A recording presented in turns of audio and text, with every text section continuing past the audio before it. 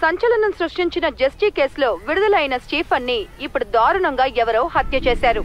వైజాగ్ పక్కన మారుమూల ఒక గ్రామంలో పిచ్చి కుక్కలు అతని శవాన్ని పీక్కు తింటున్న స్థితిలో పోలీసు వాళ్ళు అతని మృతదేహాన్ని కనుగొన్నారు. వేరే ఏ సమాచారం పోలీసులకి తెలియలేదు. హైదరాబాద్ పోలీస్ వైజాగ్ కి చేరుకున్నట్టు సమాచారం అందింది. స్టీఫెన్ కి వ్యతిరేకంగా హైకోర్టులో అప్పీల్ చేద్దామనుకున్నారు జస్లీ తల్లిదండ్రులు. జస్లీ నాన్నగారు మన కోసం లైవ్ లో ఉన్నారు. దేవుడు ఉన్నాడనే నమ్మకం కలిగింది. ఆ దేవుడే శిక్షించాడు.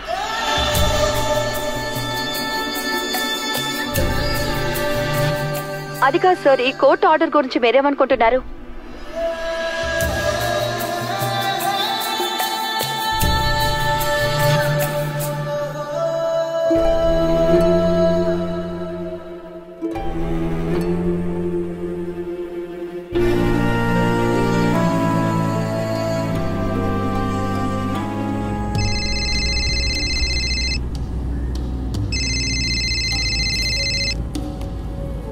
హలో,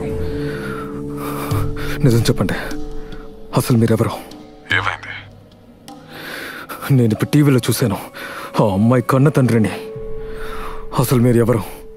ఆ అమ్మాయి మీకు ఏమవుతుంది? ఆ పిల్ల నాకేం కాదు.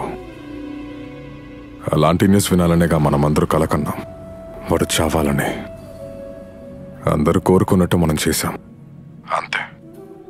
చట్టం నుంచి వాడు తప్పించుకోవచ్చు, కానీ దేవుడి నుంచి కాదు. చేసిన పాపానికి శిక్ష అయితే. Take care.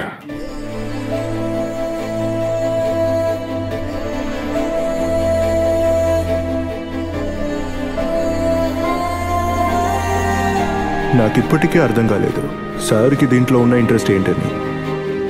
కాకినాడలో ఉన్న అమ్మాయికి మలేషియాలో నాన్న ఉంటాడా? దేనికైనా లింక్ ఉండాలి కదరా.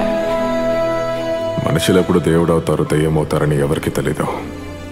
ముఖ్యంగా ఒకరు కావాలనుకున్నప్పుడు. ఒకటి, ఆయన నీకు పూర్తిగా చెప్పలేదు. ఒకవేళ చెప్పుంటే అవి అబద్ధాలే. సుపారీలు తీసుకుని హత్యలు చేసేవారైతే నాకు అవసరం లేదు. వాళ్ళ స్వార్థం వాళ్ళు చూసుకునే ఈ లోకంలో మిగతా వాళ్ళకి సాయం చేయాలి అన్న మనసున్న మనిషి కోసమే.